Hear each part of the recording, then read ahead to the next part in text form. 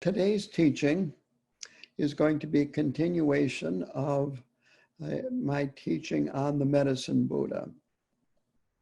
And I'm going to start with today talking about the deity. We visualize ourselves as Medicine Buddha in this practice. It is a Vajrayana practice, and this is what you do in Vajrayana practice, is visualize yourself as the deity. And I'm following the book of Thrangu Rinpoche's on Medicine Buddha. It's titled Medicine Buddha Teachings. So on page 8 of this book, he says, quote, "The innate presence of the wisdom and blessings of the deities in our own mind is called the unity of the expanse and wisdom, or the unity of space and wisdom." And so this is our own mind, that no matter what is going on in our mind, it is impermanent and transitory. But behind all of that, whatever is going on in our mind, or you could say before all of that, is boundless space, the boundless space of emptiness, that our mind is empty of all the problems, the suffering, the stress, the defects, even karma. All of these things can be purified and removed. They're not permanent. And that is why they are empty. It doesn't mean that we don't have these, but they arise due to causes and conditions. They're not permanent, and they have no inherent existence. Their existence is totally dependent on causes and conditions.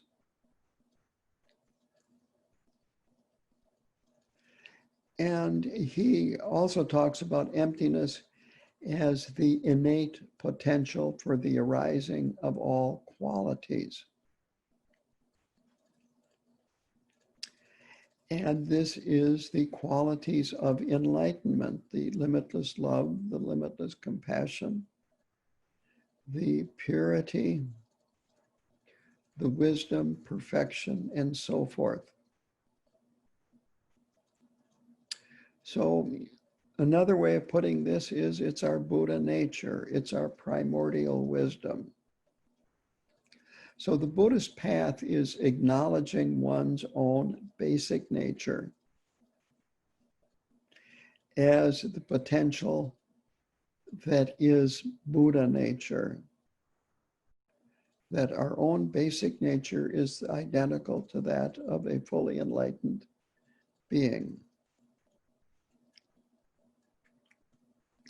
So when we're meditating on this presence of the deity, by visualizing ourselves as a deity and thinking of ourselves as a deity, this unity of wisdom and emptiness, gradually our defects are removed and our qualities arise. On page 9, he has this quote, "When the result, which is Buddhahood, is attained, the result of that path is naturally spontaneous, impartial, and non-conceptual compassion."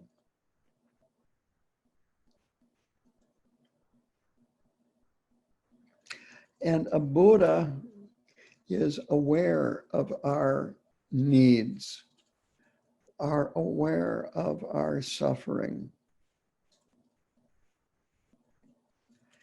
And due to their compassion, they are able to be accessible by us through our prayers and our devotion.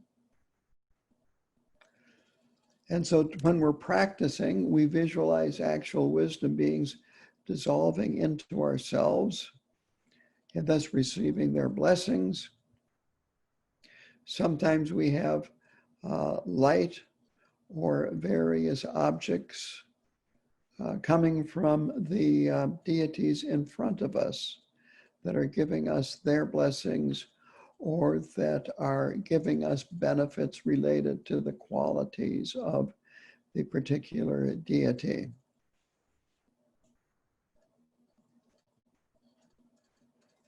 Sometimes the light goes out to all sentient beings or particular beings to remove obstacles, to increase health, lifespan, increase wisdom, and so forth.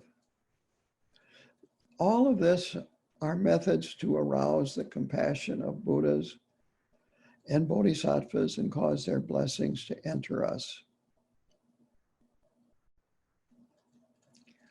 And by their blessings entering us, this helps arouse our own compassion. This helps us purify our karma, purify our thinking of ourselves as being ordinary, impure beings. So the self-visualization works on clearing up our misapprehensions or misconceptions about our body and who we are. And the front visualization is for us to accumulate merit.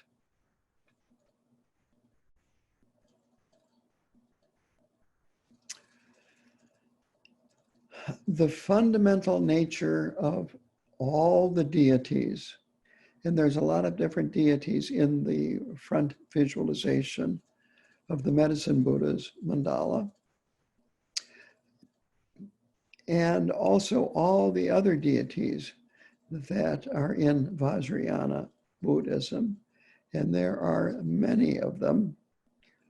All of them are basically the same. They're in different forms to relate to different activities.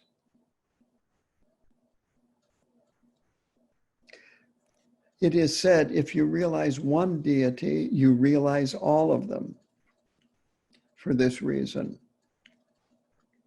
So all deities are completely pure and have the same fundamental nature.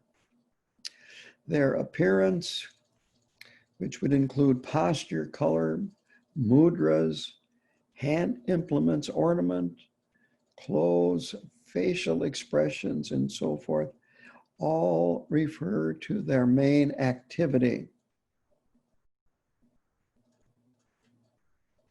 Again, the essence of all of their main activity is compassion and wisdom.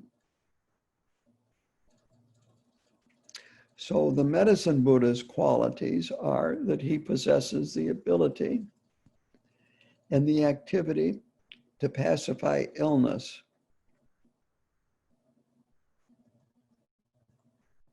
This is for the main Medicine Buddha.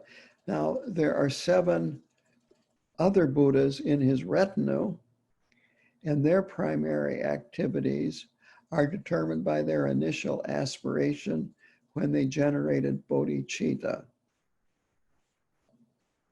So in the Medicine Buddha practice, there's a lot of stress on the aspirations of the Medicine Buddha and the 7 other Buddhas.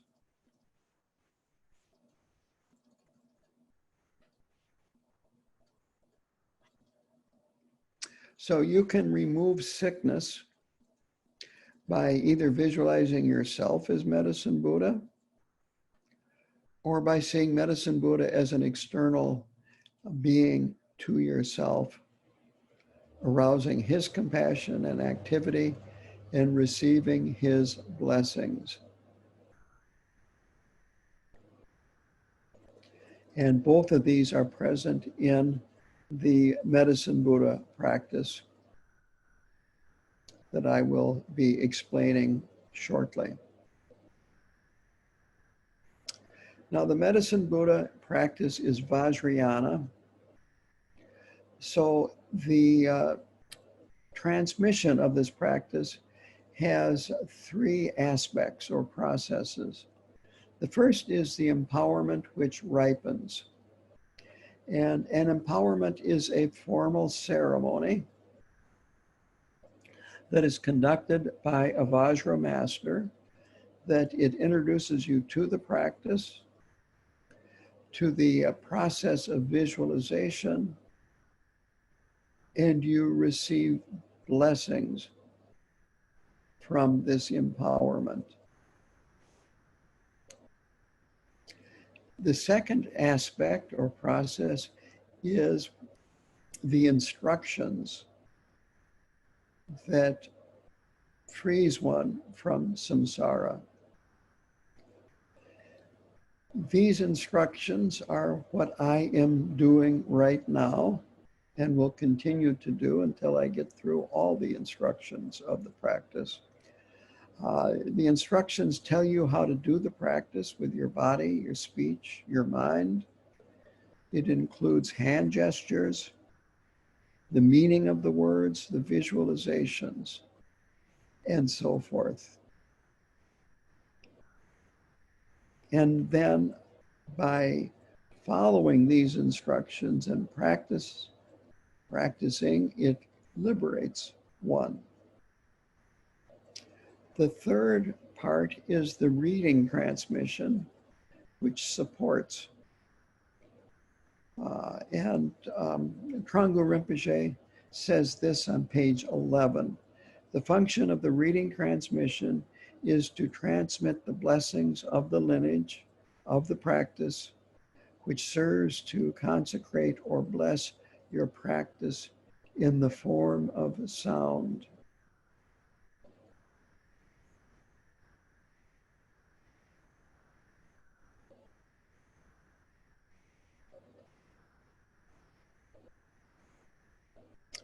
Now, the Medicine Buddha is taught in both the sutras and the Tantra. Thrangu Rinpoche says that it is acceptable to do the practice without the empowerment, but it is better to have received the empowerment because it enhances your practice.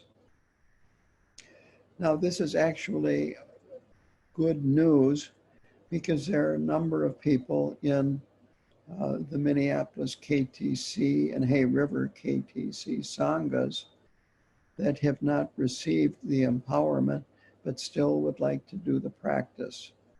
So as a result of that, I would say it is okay to do the practice by yourself alone at home if you have received the instructions. Now, the reading transmission is something else. Technically, it should be done in person, but it would be best to have the reading transmission as well if you are going to be doing the practice at home alone. So to get into the actual practice, this practice is compiled by Karma Chagme. And he compiled it from a collection of different Nyingma Medicine Buddha texts. So the bulk of the words in the text come from previous texts by Nyingma masters. Karma Chagme did write the beginning lineage prayer, which I will go into first since it is first.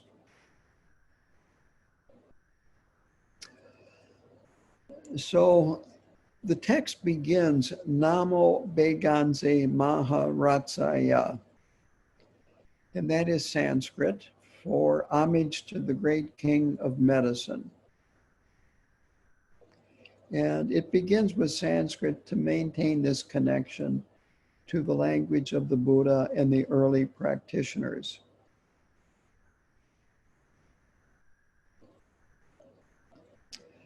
Then after that comes the lineage supplication. And this of the principal medicine Buddha, the 7 accompanying medicine Buddhas, the 16 bodhisattvas, and the holders and propagators of the teachings of the medicine Buddha. That's who this lineage supplication is for.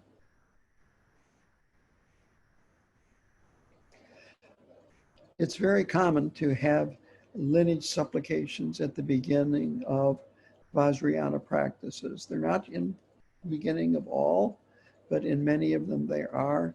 And the purpose is to invoke and receive at the very beginning of the practice the blessings of the medicine Buddha through the power of your faith in it and devotion to the deity and to the lineage of his teachings. So we have beginning a praise to the main medicine Buddha because he embodies extraordinary merit and qualities as a result of his extraordinary motivation and aspirations, because he is uniquely able to pacify illness and suffering and grant inconceivable blessings. He is the color of Lapis Lazuli, you endowed with an oceanic treasury of qualities and merit. Through the waves of your splendorous, inconceivable compassion, you pacify the suffering and misery of beings. I supplicate the light of Lapis Lazuli. I had never heard of the term Lapis Lazuli before I became interested in Tibetan Buddhism. It turns out that even to the present time, almost all of it is mined in Afghanistan. And it is a very precious, semi-precious jewel. It turns out that it is used to derive a very beautiful dark blue paint by grinding it up.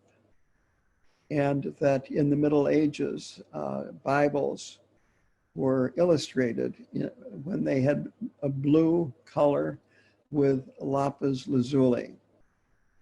So it is a semi-precious gem that is valued all over the world, both in the Orient as well as Europe. So the next are the benefits of hearing the medicine Buddha's name. Hearing your name means recollecting, keeping his name in mind and having faith and devotion. So that's what hearing means. Keeping his name in mind and having faith and devotion. And in this stanza, it states that a person who is intensely greedy and is destined to be born in the Preta realm.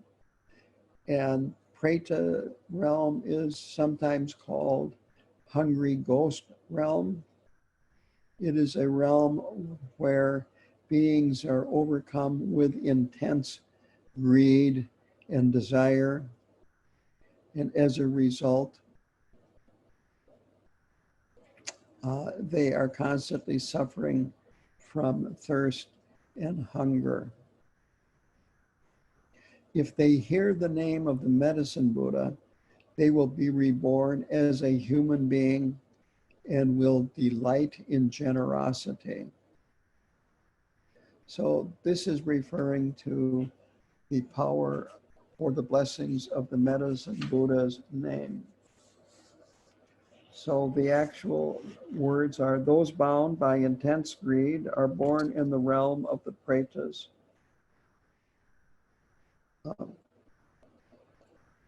I'll start over. Those bound by intense greed and born in the realm of the pretas are born human, delighting in generosity if they hear your name.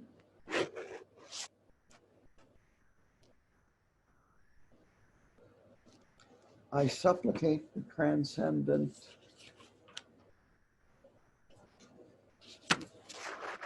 conqueror guru of medicine. So that is that stanza. Next is about those who have no interest in upholding their dharmic commitments that they have taken, no interest in benefiting others, and are only interested in harming them. By merely hearing the name of the medicine Buddha, their inherent capacity for virtue will awaken, and they will gradually improve their behavior, act appropriately, and benefit others. As a result, they will not be reborn in the lower realms. So the actual translation is, those violating morality and abusing others who are born in a hell realm are said to be born in higher states if they hear your name. I supplicate the King of Medicines.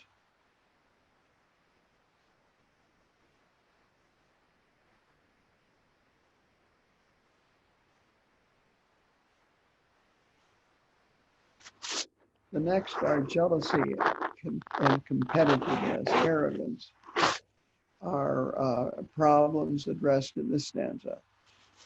Beings who suffer from this upon hearing the name of the medicine Buddha will cease to be jealous, cease to be arrogant, gradually find themselves unwilling and unable to intentionally bring harm to others by causing dissension.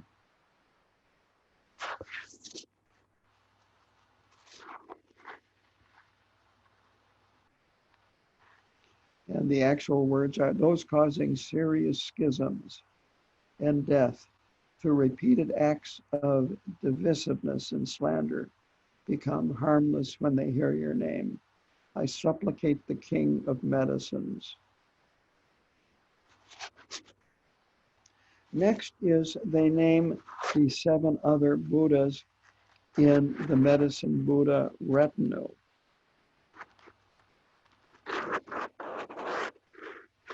And so there's a large group of other beings in this retinue of the Medicine Buddha.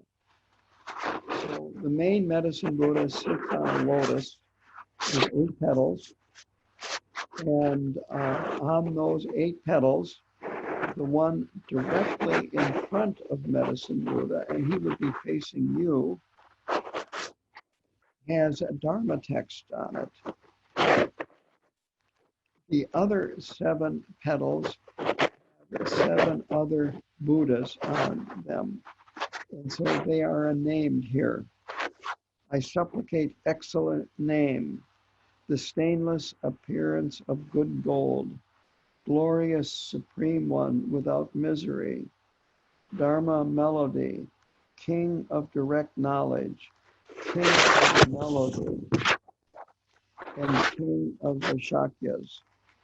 That is Shakyamuni Buddha, that last one. So now the next stanza is about the retinue of 16 bodhisattvas. And only 3 are mentioned. So I supplicate the complete mandala, including Manjushri, Caprol, Vajrapani. Then is Brahma and Indra. They are considered 10 of the protectors of the world. They are not looked at the same way Hindus look at Brahma and Indra. In Tibetan Buddhism, they are looked at worldly protectors. Next come the four great kings of the four directions. And these four great kings of the four directions frequently are found painted outside the main door of a monastery or a nunnery.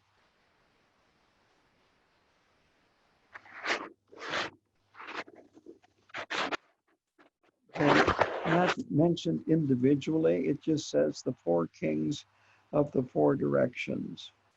And then finally, the 12 great chiefs of yakshas. And again, they are not named. They are fierce worldly protectors.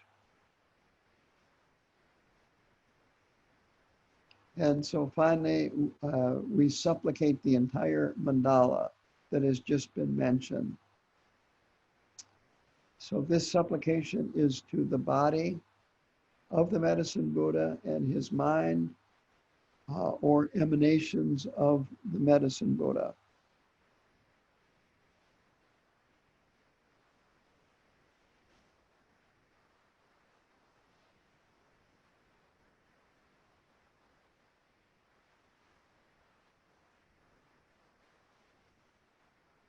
So here is the actual visualization, which I've kind of touched on. So for this beginning supplication, visualize the medicine Buddha in the sky in front of you, seated on an 8-petal lotus. The petal directly in front of him, facing you, are volumes of the Dharma. On the other 7 petals are the 7 other medicine Buddhas in his retinue.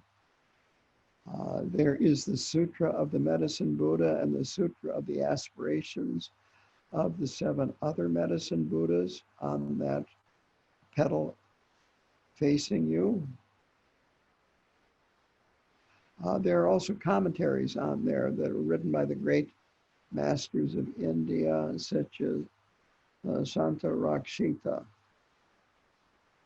And that his commentary is one of the very earliest ones on the medicine Buddha practice. The next stanza supplicates the lineage of the medicine Buddha practice. So it starts with Santa Rakshita, and then the Tibetan king Drisun Dutsen, who received his transmission and empowerment from Santa Rakshita. And then the translators, Panditas, who are the scholars, the royal ministers, Bodhisattvas, the lineage gurus. So to read this, I supplicate the Bodhisattva Shanta Rakshita, Trisung Detsung, translators, Panditas, royal ministers,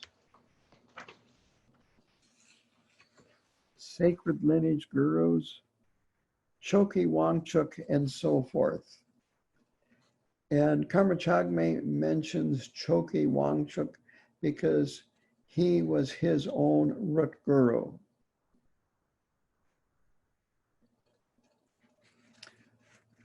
So next it says, through the inspiration of this supplication, may various sicknesses and dangers of this life be pacified. At death may all danger of bad rebirth be pacified. Engulf us with splendor so that we may be reborn in Sukhavati.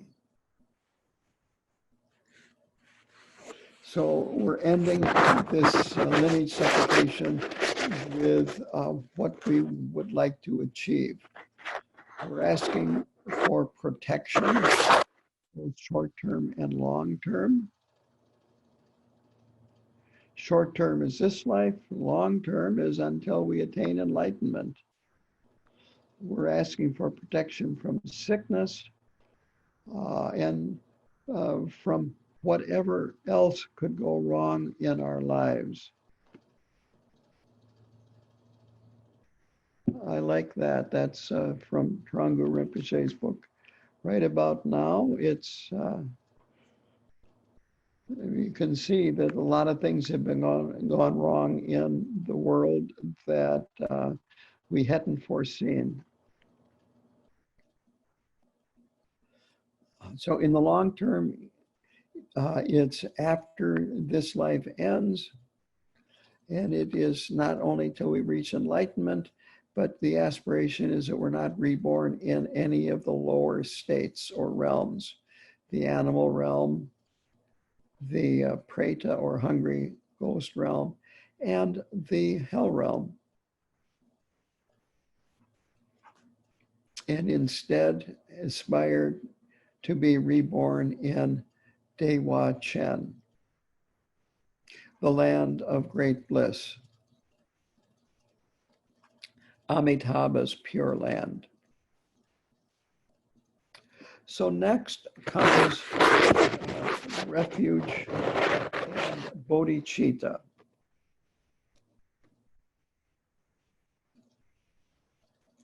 And these are the exact same 4 lines that are found in the Amitabha practice that we do here after we do Chen Refuge.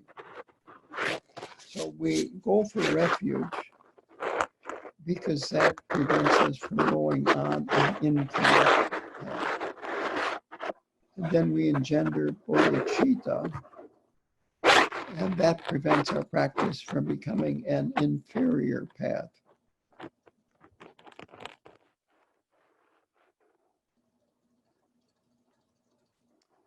Taking refuge in the 3 jewels is the Sutra tradition.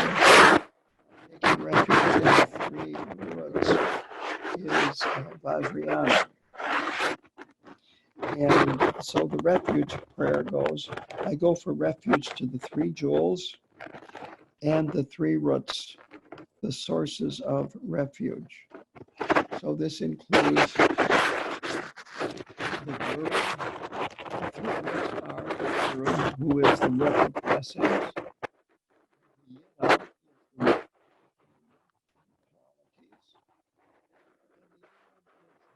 we are meditating on,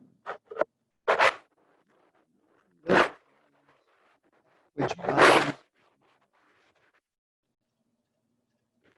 And the protectors are the root of activity.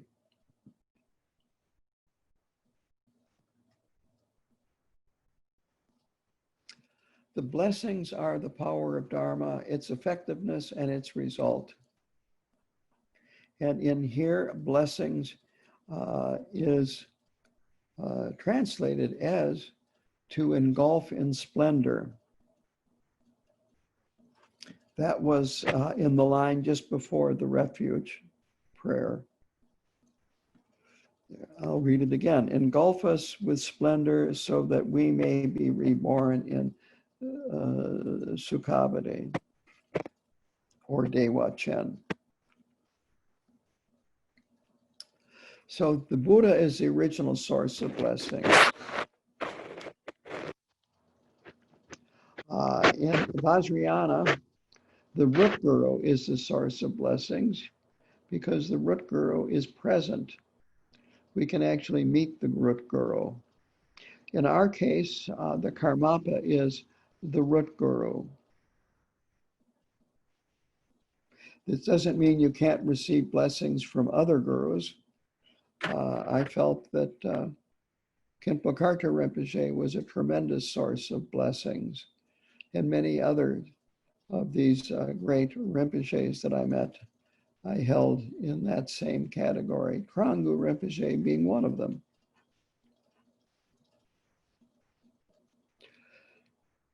So, as I said, the yidam is the source of attainment. And it's really one's practice, one's yidam practice, that is the source of attainment. Visualizing our body as a deity, chanting, the mantra repetition, and practice in general brings results. In the case of Medicine Buddha, the result is healing the body and healing the mind, as well as well-being.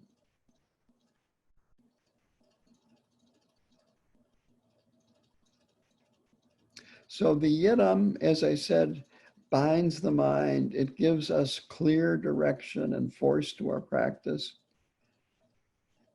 And we need to make the commitment that this is what I will practice and accomplish. The protectors protect our practice from obstacles.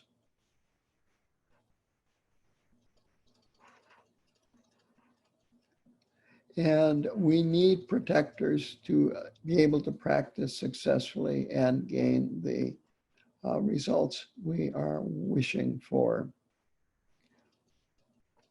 And so there are protectors in this practice, the guardian kings, the protectors of the 10 directions, and then the yaksha chieftains.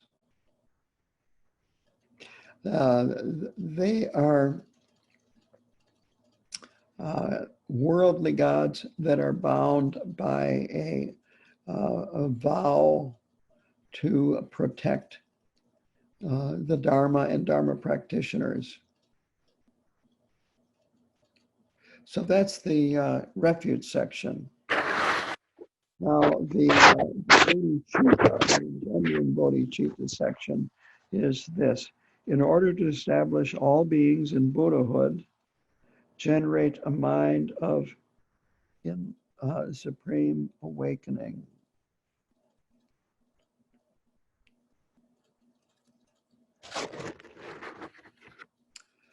So remind yourself that all beings want to avoid suffering, want to experience happiness.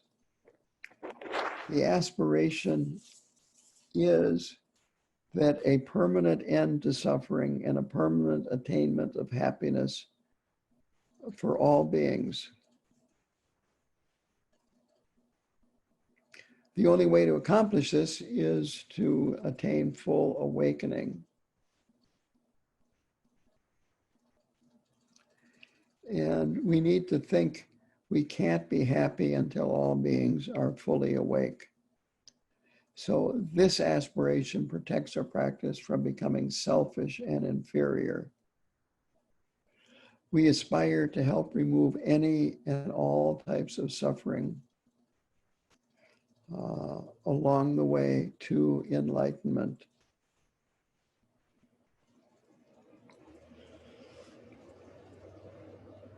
It's good to have a broad approach to who we are trying to protect from suffering. It's fine to focus for special cases on specific individuals, but in general, this aspiration is for all sentient beings.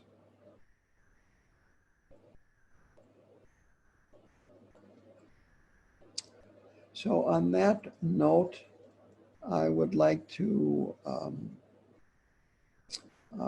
stop the teaching and open it up to question and answers. I've covered quite a bit of material.